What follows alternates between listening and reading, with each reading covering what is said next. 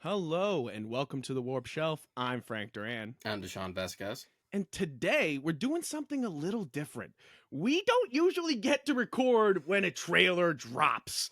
And No. this morning we're lucky to actually be recording when a trailer's dropping, maybe an hour later. But what we've kept off. I've only seen an image, this image, and like a shot of his face when I was like scrolling to find the shot. So this has not been ruined for me yet, and it hasn't been ruined for Deshawn. So this is kind of our blind reaction to the new Superman trailer, dropping the legacy. I hope that's apparent to everybody here. It's not Superman Legacy anymore. It's just Superman. And Deshawn, Yeah, I'm in.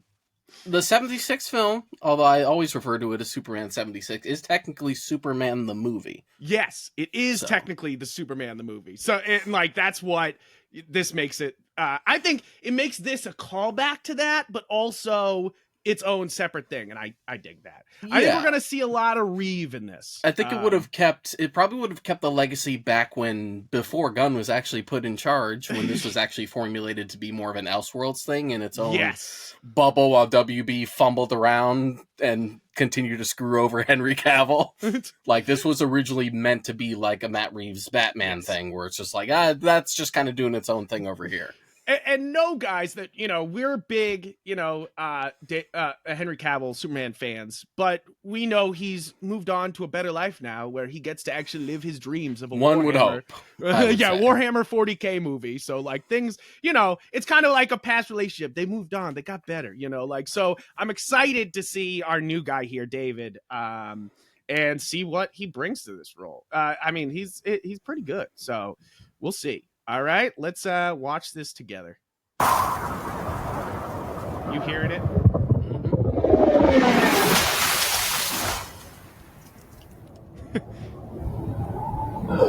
Oh, there he is. And there's the trunks. That's what I'm talking about. Ooh, some wheezing. Hey, broccoli-headed Clark. I like it. We got Broccoli Boy. All right. Let's make it Superman actually taking damage.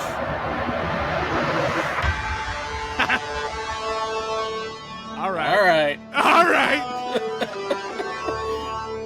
There she is. I think she's perfect. Look at her. She's Lois. Yeah, you know she was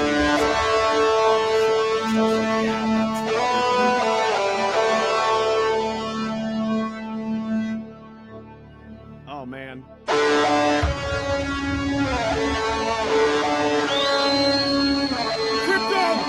Crypto!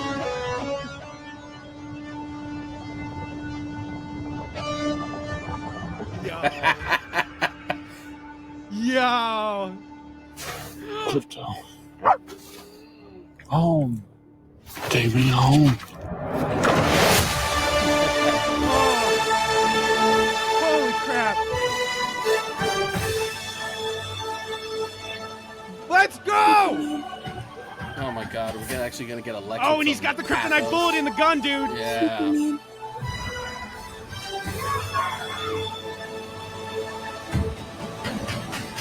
Yo, guy! Hawk girl! This stupid haircut, it's perfect.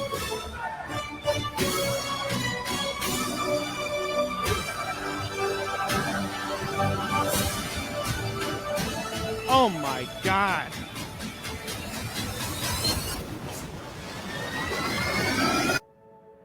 Yo! I can only get so erect! What? DC, what is that? Oh my god! Let's go through, boys and girls. Let's peek at some things. Let's go through it while it's muted, so we don't have to worry about WB being like, John Williams. John Williams, how dare you steal John Williams? Which, first off, that guitar, it is so James Gunn to be like, yeah, of course I was going to do the John Williams thing, but let me put a little spin on it. That's so good. Dude, the whistle. You're like, immediately, you're like, no, they're doing crypto. And then he just shows up and he looks good. You're like, what? I love the, and of course, fans can never be satisfied. I remember seeing people complain about like just that type of breed that they were using for Crypto. Yes. It's like, no, I love that Crypto's actually like a little scruffy. Right? Just I don't need Crypto to be a big dog, you know? Yeah. Like I don't need him to be big. So this is it's really generally cute. you would picture him as like a white lab. Yes. I do picture him as a white lab, but this works for me. But I like this kind of like scrappy, scruffy little dog. Look at him. Oh my goodness. That's a good boy right there. That's a good boy right there. That's so good. That's so cute. And look at the ear too, like he's listening. Jesus. With the super hearing. Oh my God. And just Crypto being a good help. First off, the shot with him coming in to protect this girl. And what is this monster behind him? What's that? Good question. We got a couple of what's that's. You're like, wait a minute. There's some sort of big monster behind him there. One of the advantages of the admittedly somewhat confusing, just sort of very, very softish reboot that we're doing, don't think about it too hard. The Suicide Squad and Peacemaker Season 1 are canon, but sort of not. Except for the Justice League scene, is what James Gunn has come out and said. He said, everything works except for the Justice League scene. And I'm like, that's very fair. It didn't even work at the time. Very selective. Yeah, right. But it's also just like, God, this is very New 52, where it's just like, what counts, what doesn't? Don't think about it too hard. Don't think about it. We're just going. Like, yeah, but that's the ultimate point that I was getting to, is that this is just going immediately. Right? It's diving into the Superman and the DC universe. And this is what it's like, yes, we had we had Man of Steel, and we still love, but it wasn't a big dive into the DC universe, and it took until we were in Batman versus Superman when they started to slightly dive in. But look at the fucking 2 seconds of this trailer. Look, okay, we got Lex Luthor running around looking awesome. First off, that's the kryptonite gun, by the way. If the kryptonite bullet is in the fucking gun, I'm mad. But and I love this, by the way. This is so beautiful. And it looks like, but right here's when I wanted to stop it, because I was like, is that Guy Gardner and Hawk Girl right there? Holy crap. Yeah. He looks so stupid. I love it. It looks so pretty bad. Perfect. Now, you and I are fucking huge Nathan Fillion guys. Yes. Was always like the personal fan cast for Hal Jordan.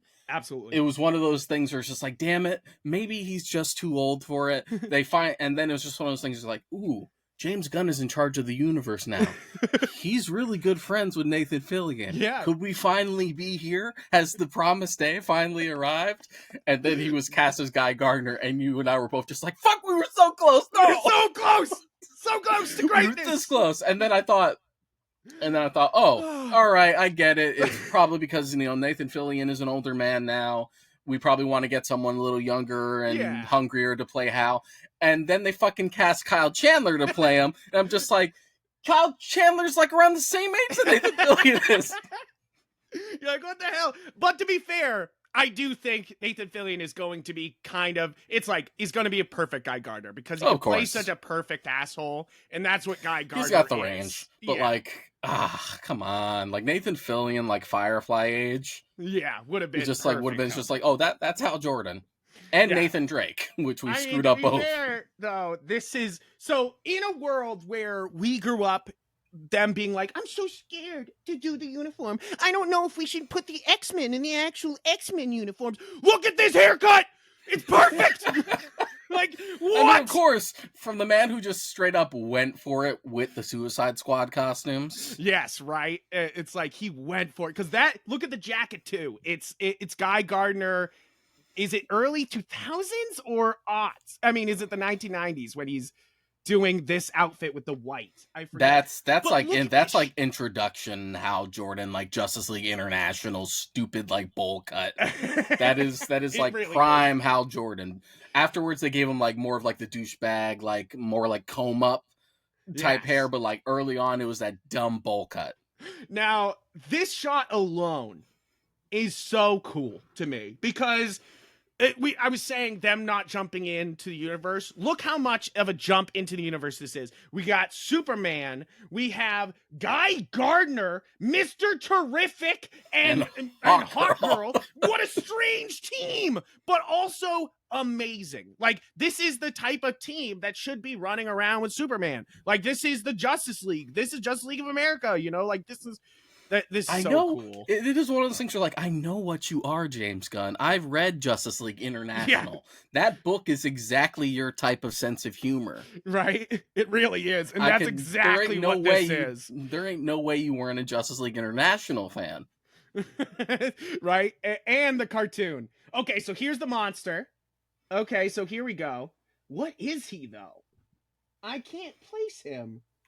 No, not immediately. It looks like a really grown up what are those little small creatures? They mention them in Star Trek all the time, but they have those like it starts with an A. I don't know. But it looks like it looks very strange. What is this though? But also just straight up giant monster in a Superman movie that's, you know, not trying to be. The closest thing we had to that were like the World Engines and Man of Steel, but that was still basically a machine. Well, then Starro in Suicide Squad. Yeah. So you got your kaiju, but this is kind of cool though. I dig it because it's very detailed, and there seems to be some crab going on. So a lot of things going on. Interesting, but Superman stopping a blast. Brainiac though, is this? It's got to be Brainiac. Like, there's nobody else that would. That's what this is. But I was thinking either that or like some Brother Eye shit. Oh my God, Deshawn, is that Tornado? Is that the Red Tornado right there? By the way, no, I think that's actually that looks like the Fortress. I think that's like the Superman like robot guards. You might be right. So like little robot custodians he has at the Fortress. Oh my God! Especially since, you know, the big image that he was and the fact that like the big image that he had kept pushing with when this film was announced was like images from All-Star Superman, and All-Star Superman by extension is very Silver Age. Very Silver Age. Oh man, this is cool then. That's so cool. And there's the Ice Fortress. Oh, is that Brainiac? Is that what we're looking at here? It sure looks like it, if anything, you know, like I don't know if it is, but Lex looks good though, you know, like Lex looks good. I am so ready for a Lex that's actually has a sense of menace to him. Yeah, and some anger, you know, like that's Lex. You know? I love Michael Rosenbaum's portrayal of Lex Luthor on Smallville, but I can't coast on that forever for live action portrayals. To which even Gunn has admitted. It's just like, yeah, Michael, and not just because we're friends, but Michael was the best Lex Luthor. I'm like, yeah, I'm saying though. Yeah, but you know what I'm saying though. The problem is like everyone after Gene Hackman was trying to emulate Gene Hackman. It made sense for Kevin Spacey to do it in Returns because Returns was sort of like a pseudo sequel to the Donner movies. He was basically playing Gene Hackman. You know, like he wasn't. It's like he wasn't playing. And while like Eisenberg isn't necessarily playing Hackman, it's still just like another hammy Lex Luthor. He's like, I want corporate. He's like, I want corporate, cold, calculated Lex Luthor. So this quick sequence, there's a lot going on here. So we got. I think that's Mr. Terrific punching through a wall here. But who's attacking Superman here? Is it Mr. Terrific again? No, I think I've seen this guy on the set photos that had come out. He's all like helmeted and he has like a giant U on his head. Oh, is it what's his is it Atomic Skull sort of? Like no, is it like the prevailing rumors, so take this with a grain of salt, is that it's supposed to be a version of Ultraman. Oh, okay, that would be Ultraman, cool. But Ultraman less portrayed as just like, oh, this is a Superman from a different Earth who's a psycho who snorts kryptonite, etc. It's more just like an artificial human created by Lex, maybe. But wouldn't that just be Bizarro? Like, but that's just the thing. Bizarro? That's the rumor.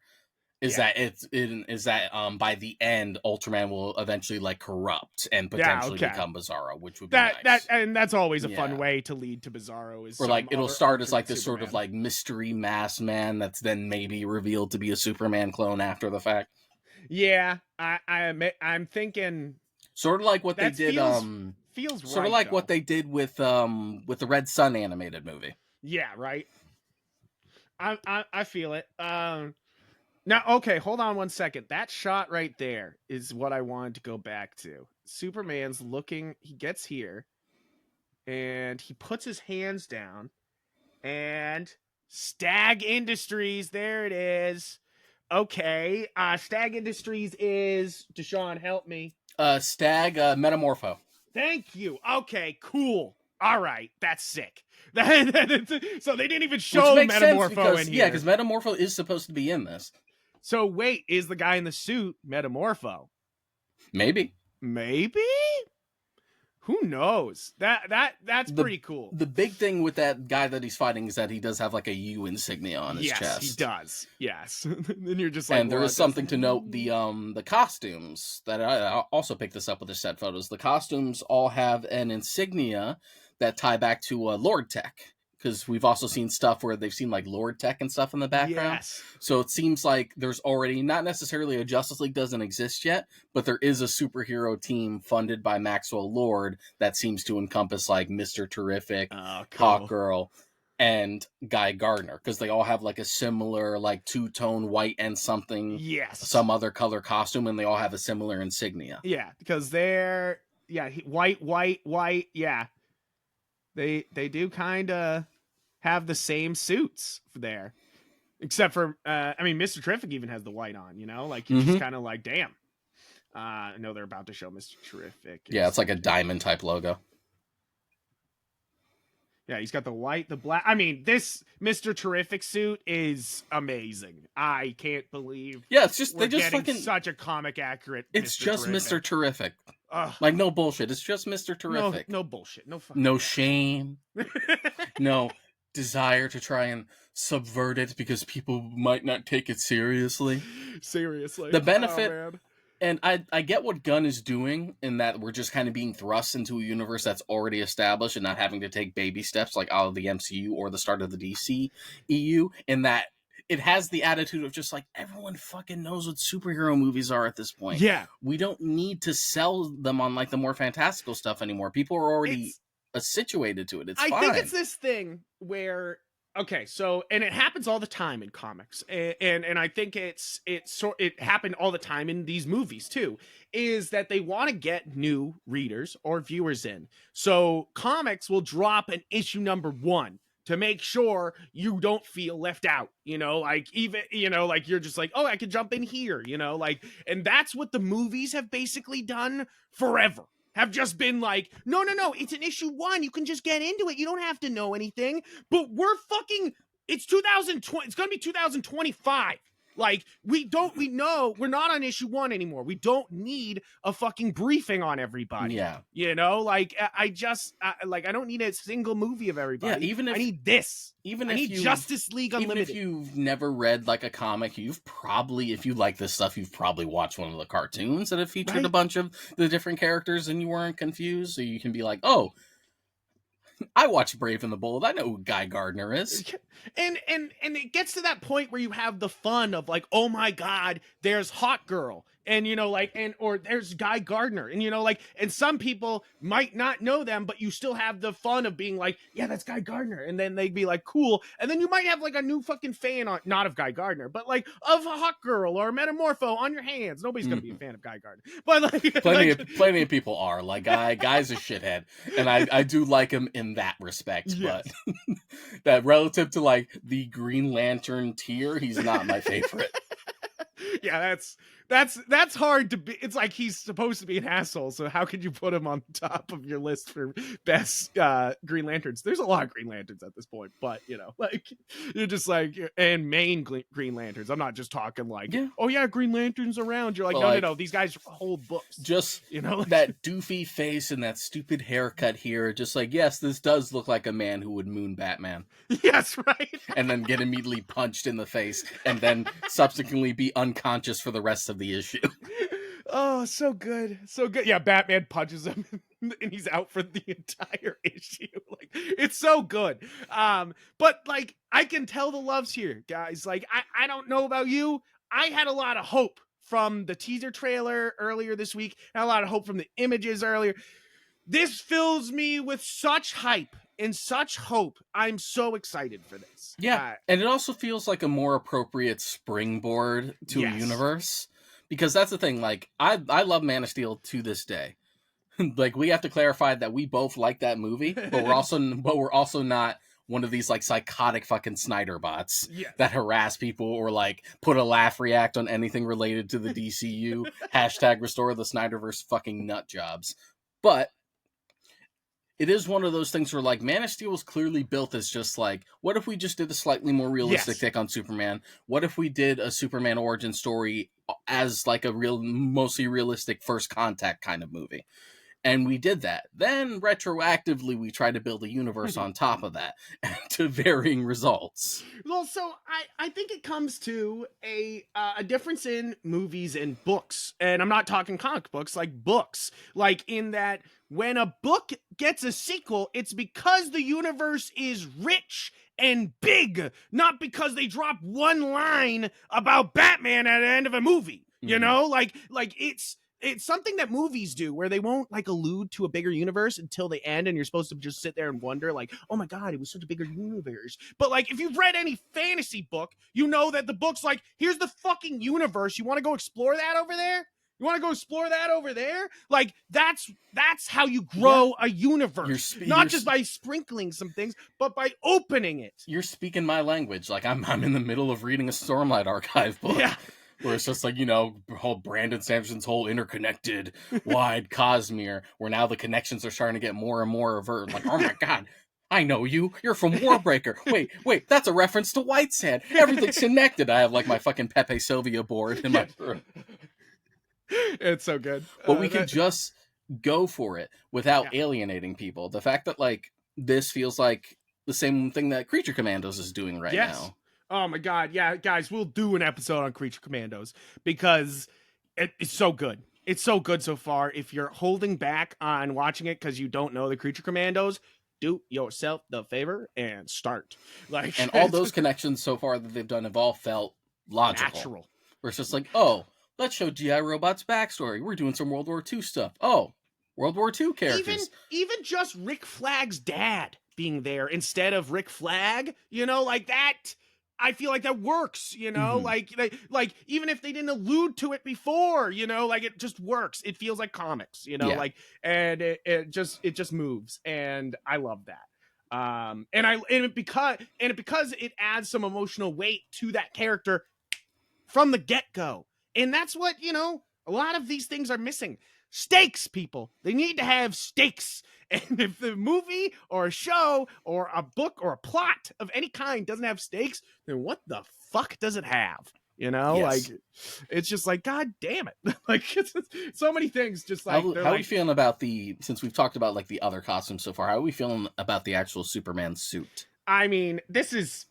I'm in. Let me get you a good shot of the whole suit. Hold on. I think... we want to go to... Oh, he comes in there. I mean, there's a couple good shots of suits here, but the full suit is kind of shown off in this above shot here. Yeah. So, I mean, I like it because it looks like clothes. Like, he doesn't look like he's wearing some sort of strange, like, skin-tight spandex, Like, it looks like clothes. I like it just as the fanboy knowing where it's pulling from, because this is kind of like a Superman greatest hits like Seriously. Type of suit, because all right, the symbol is very Kingdom Come. It has a yellow outline, kind of like the old original logos, like the original Action Comics number 1 has a yellow outline. He has the trunks again and the yellow belt. The S is back on the cape. Not only the trunks, like people are arguing about the trunks. The yellow belt hasn't been around. You know, like no one's talked about the yellow belt erasure here. You know, like it's everyone talks about the trunks being erased. It's like no. The yellow belt has been erased, and like it's good to have. And the fact that it has like detailed, almost like segmenting, but it's also not over designed. I'm like, all right, I see a little New 52 in there. Right? Yeah, exactly. And I love how the coat is, the cape is further down here. It's not sitting on the back. It's like cloaking around him. You know, like it adds a kind of like, you know, a bigness to him. You know, like it does. It is definitely more like loose fitting than we've had for other suits, which is how I felt when I saw it on with the set photos. Yes. Where it's just like, okay, it does come off a little flat only because we're not doing fake padding to accentuate fake muscles. But it is one of those things I don't know, he looks human. That's the thing. I feel like, you know, like in this shot especially, the man looks human. Look, yes, he has broad shoulders. Yes, he's handsome. But like, he doesn't look outlandish, you know? Like, he looks real. Like... And I also like seeing Clark in this first movie already take a little damage. Like we open with him like wheezing and stuff, because that I remember someone bringing that up with Man of Steel, where it's just like, as intense as that like Superman and Zod fight is, Superman doesn't get like a bloody nose. He doesn't get like any like dirt caked on him, despite fighting someone arguably stronger than him. It's true. I do like that Guy Gardner is about to insult Superman in this scene, by the way. He's like covering the window so he can insult Superman to his face. I do already like the vibe. Like, you're just like, yes. Also, I mean, this is some things that you'd have to stop the trailer to pick out, but like, I love the lighting in all of these shots. You can see it in in these shots too. It's like, like you said, it's all-star Superman. It's very, there's no sharp edges in a lot of places. It's very smooth in like just the way the lights are. And like a lot of these things that are just kind of standing out as being, you know, from the universe, which is cool. I dig it. I don't know, man. I'm in. I'm excited. This is a very interesting what's his name? Pa Kent, Jonathan Kent. Like, yeah, I was like, John Kent. Like, this is do we know his name for the actor? I don't off the top of my head. I remember when the casting was announced, I was just like, okay, I've seen that guy in a couple things, but I'm not like overly familiar. Yeah. Let me see if I can find it. But yeah, I mean, I think the casting in this is. But I also like a Pa and Ma Kent that just look like normal people. Yo, they already have in the cast, by the way, Rick Flag Sr. tied on as somebody in Superman. Like, yeah, that came about because there were you could straight up find a set photo of Frank Grillo on set.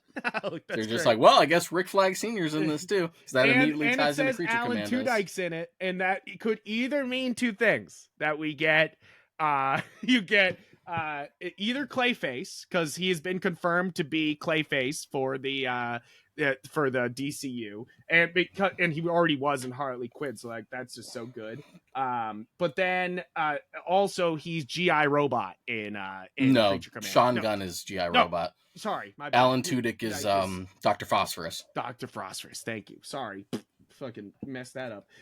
But I think that I'm excited by those people being in this. It shows that not only are we showing off part of the universe here, there's a lot more, you know, like going. I think the little look at Jimmy Olsen looks good. It already says here Supergirl's in this movie, which is fucking insane. Like this movie... although that does make sense because like that's supposed to be one of the earlier ones too. Like they had said that when they had announced the slate that like we're getting Supergirl movie as an adaptation of the Tom King book. Oh my god, we were talking about Maxwell Lord. Guess who's Maxwell Lord, by the way? Sean Gunn. Sean Gunn. Yeah. What the fuck? They were just like, "Yo, we get to snap your neck, buddy," in a later movie, and he was Maybe. like, "Yes, yeah, they're gonna snap his neck. You can't have Maxwell Lord without snapping a man's neck." I keep having to reiterate, people. Maxwell Lord was a character before the Infinite Crisis stuff. I know. It's something I had to reiterate when the second Wonder Woman movie came out.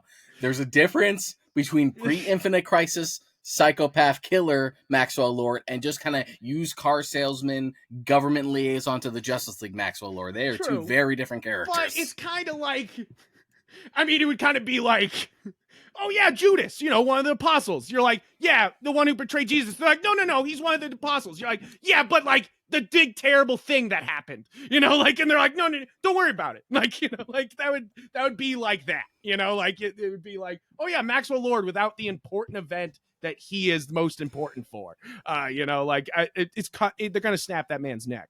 I do love that Anthony Kerrigan is Metamorpho. I think that is perfect, like absolutely perfect. He's great in Barry and so many other things. He's just fantastic. But I'm impressed by this cast. It just keeps getting weirder and stranger, as you scroll through this stuff. So I'm excited for this. It looks like they're just opening up the universe and having fun. And I just need a Superman movie. I've needed a standalone Superman movie for a long time. Even in the midst, I was talking to you about this already. Even in like the midst of the DCEU when it wasn't going away, it was one of those things where like, I just want a fucking Man of Steel sequel, man. Yeah. I just want a Superman story on its own. Yeah, we're Superman fans. I mean, I may be wearing the Batman, but like that's just to show off, my favorite guy. But like, the Superman is one of my favorites. But Batman is never starved for content. Yes, exactly. No one's like, hey, you know what? I haven't seen in a while content. Why is Batman? You're like, no. There's a game you missed. I'm sure there is. Or there's a show you're missing. There's Batman content you're missing out on. There's not so much Superman content. They're afraid to do it most of the time because they don't know how to write them. This feels like they know how to write them. I'm excited. I'm excited. So guys, thank you for sticking around for this big trailer analysis. This is a little long for a trailer, but we break it down. But thank you guys so much. Check out the actual podcast for more in-depth reviews of actual movies instead of just trailers. And check us out on social media, all those things, and make the algorithm do its thing down below. And I just want we may or may not do this again. We may or only may because not even when this came out, just waiting for us to do this for like an hour was torture because we are terminally online and I want to watch the thing now. God damn it! Right now. But this was nice. I'm glad we watched it together. But yes, it might. Who knows if it'll happen again? Who knows if a trailer like this will drop on our recording day? But thank you guys so much, and hope you have a great rest of your day. See you next time.